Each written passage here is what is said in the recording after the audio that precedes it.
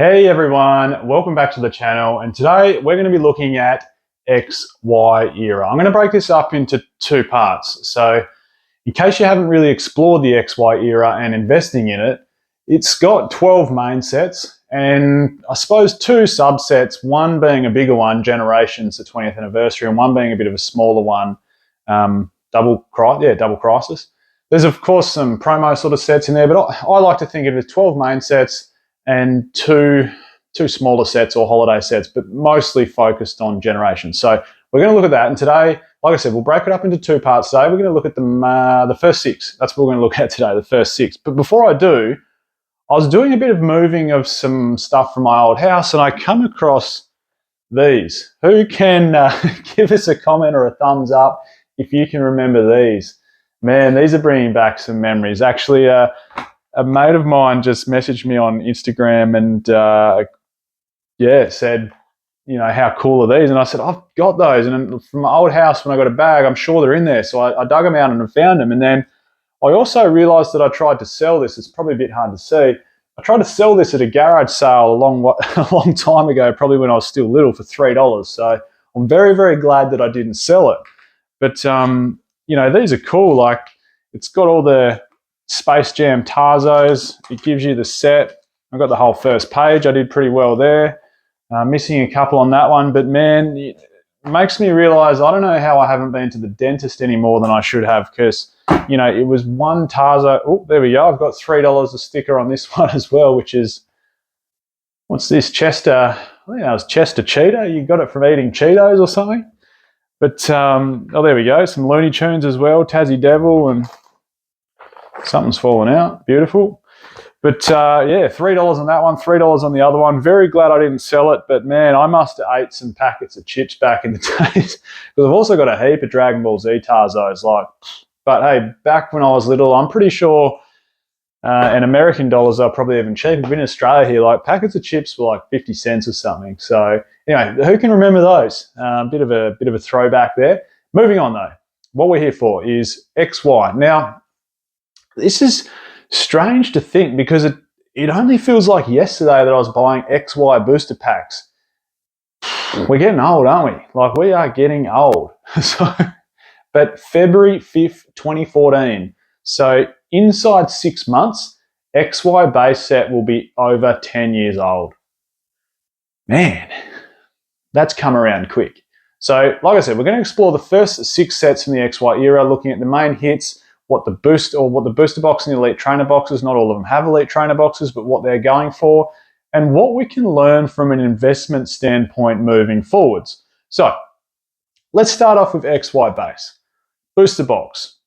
Current market price according to TCG Player is $1,732 US. And for today's video, and sorry to all my fellow Aussies out there, but the data just suggests most people that watch are from the US. I think only like 7% of the viewers are from Australia. So come on, Australians, share it around. Share the love in Australia here.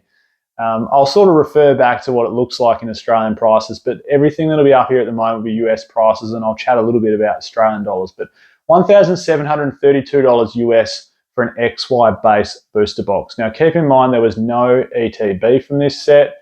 The two main chase cards being Blastoise EX at $57.12 and Venusaur EX at $36.58. Now, what's interesting about this is, you know, a set that has its top two chase cards combined below $100 US, yet the box goes for $1,732. And there's some real outliers from the XY era when it comes to sealed product and how much it's appreciated and how much it's worth, considering, you know, the cost of what you could possibly pull from it is negligible and never even going to get anywhere near the price of the sealed product. And what it tells me is just, you know, how much of a collectible the sealed product becomes in itself, let alone the hits, or removing itself from the hits that come inside it. And XY base booster box is really testament, as well as a lot of the ETBs that I'm about to talk about, but XY base booster box is really testament to the fact that, you know, you don't have to have a set packed full of hits to be worth money. It's the same with if you look at Sword and Shield base set, or even Rebel Clash booster box from Sword and Shield era. Like, they don't have good, strong chase cards inside them, yet, they've appreciated really strongly. And what it tells me is, the level that print run, or the role that print run really plays in the appreciation of a sealed item. XY based booster box wasn't printed heavily. The latter sets of XY, because it was Steam Siege? Yeah, Steam Siege was the first set to be printed after the Pokemon Go craze. And then what happened, of course, is XY Evolutions, which we'll get to later. But this is just for some context. XY Evolutions, as we all know, was printed to oblivion, and a lot of the previous sets, XY Breakpoint, XY Breakthrough, even all the way back to XY Roaring Skies, was reprinted because of that huge demand for Pokemon cards at the time. So I guess what it shows is a lot of these earlier sets from XY that, weren't printed anywhere near to the extremes of the latter half, just how much they've appreciated based off, sets that arguably, in the grand scheme of things, compared to a lot of other Pokemon card sets, are really weak, for lack of a better word. I'm not trying to bag the sets out, but they are overall, some of them, quite weak sets. And, XY base is arguably one of the weakest sets. And hey, look at its booster box price, $1,732. Now, talking about non-weak sets is the second main set from XY, which is Flashfire. And that is, in my opinion, the crown jewel of the XY era. It was a stunning, stunning set. I only wish there was some sort of alternate art secret rare, because I guess, I'm not a big fan of the XY artwork, and I've made that clear on this channel before, and everyone's allowed their own opinion, because some people love XY era, but it just doesn't do it for me. This set, though, is brilliant. I just wish it had a secret rare like Breakpoint and Breakthrough have, like that Gyarados EX or the Mewtwo EX, that have that alternate art sort of look to it with the gold border. Those are arguably, in my opinion, the nicest looking cards from the XY era. But Flashfire is stunning. Current booster box price, $3,000 US.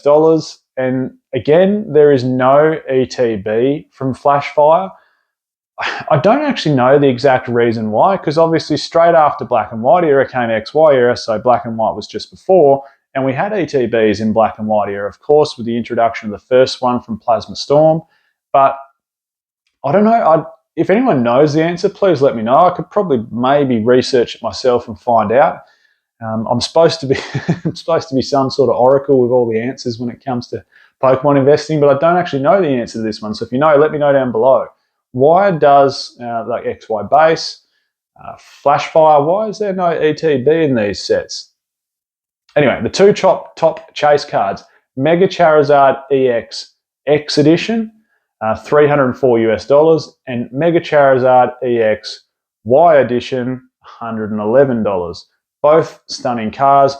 This booster box, this set, deserves the accolades and the pricing that it gets. It is worth, I think, in my opinion, every penny. Now,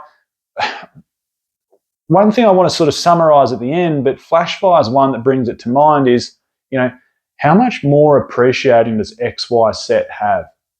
As an overall era, with overall print run and booster boxes and the price they've ascended to inside 10 years, how much more room to move does it have?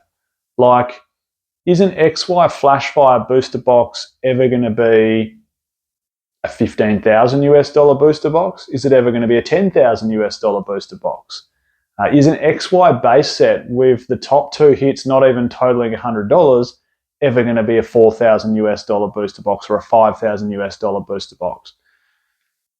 They're pretty tough questions to answer, but I'll have a go at answering them a little bit more at the end. Anyway, moving along. Next set in the XY era, XY3 you might say, is Furious Fists. Now, speaking about weak sets, before we even look at the booster box price, I just wanted to bring up the two top hits. So Lucario EX and the Lucario EX Secret Rare. So the Lucario EX, $59, and the Secret Rare, $32.17. So again, two cards, the top two hits from the set, not even totaling $100. Do you get where I'm going with some of the weaknesses that I see with XY as a era? But this interesting play between how weak some of the sets are, but how strong some of their sealed prices are. Because if you look at the booster box of Furious Fists, it's currently going for somewhere around $1,100 or $1,200 US, and the ETB, that's a tough one. Finding you probably really going to have to search eBay completed sales to find a price on this. It's a hard one to track because, you know, these elite trainer boxes are just so rare now that they go for ridiculous pricing because it's just so strong as a sealed product. And, you know, this is what I see as one of the issues with modern ETBs is, you know, these were so one and done back in the day. Like small print run, one, done, no more. And so rare now. And yeah, even up to some of the Sun and Moon sets, like obviously Team Up and Cosmic Eclipse and Unbroken Bonds and Celestial Storm, which have some beautiful ETB artwork. And, you know, it's rarer than what it is now. So much rarer. And we've seen across the journey, ETBs just go absolutely bonkers.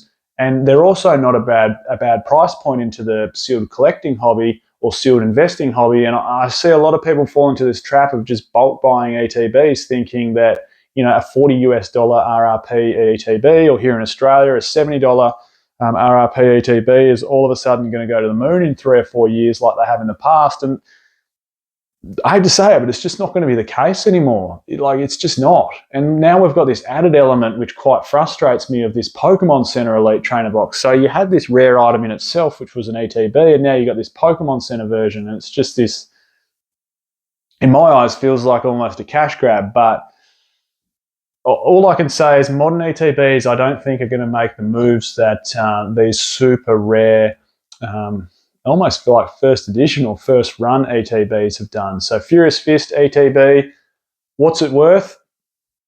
I don't know, $1,500 US. It's super rare. Find one? Tough to find. If you have a look on places like StockX, for argument's sake, which will have lowest list price and highest bid price, which there's always quite a discrepancy between the two.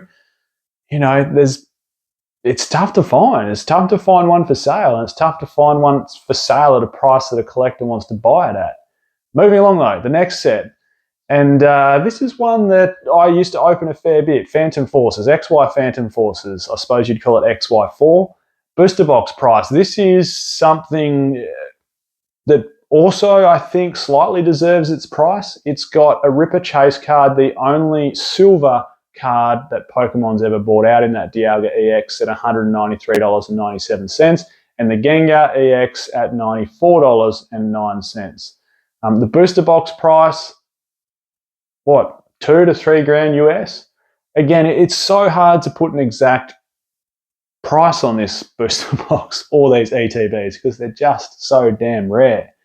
And, you know, it's a bit like car sales. Like, if someone comes in with a 2017 Corolla with 40,000 Ks in it, like, we go onto our live market data app and just go, this is what it's worth to sell.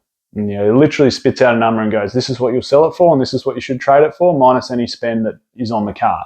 And same thing with modern booster boxes. I mean, you can go Evolving Skies and look at the last 100 sales over the last 3 months and go, it's such a massive data set, and you can go, well, this is roughly what it's worth, give or take $1 or $2 or $5, like, easy. But when there's not many sales completed, it just makes it so much harder. But Phantom Forces, booster box, $2-3 grand, elite trainer box, arguably even harder to find. Maybe worth a touch more than the booster box, to be honest, because it has such damn nice artwork on it with that Gengar.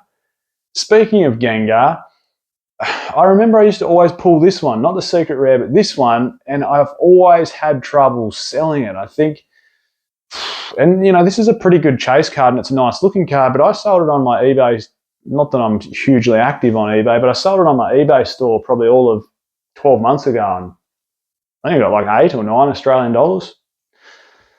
Just shows there's not a heap of support for some of the chase cards inside here, but man, Phantom Forces, it was the last, I guess, of the XY era that was short printed, for lack of a better word, maybe. Primal Clash a little bit as well, but that started to get printed a little bit more, which moves us on to the segue of the next one in the line, which is Primal Clash.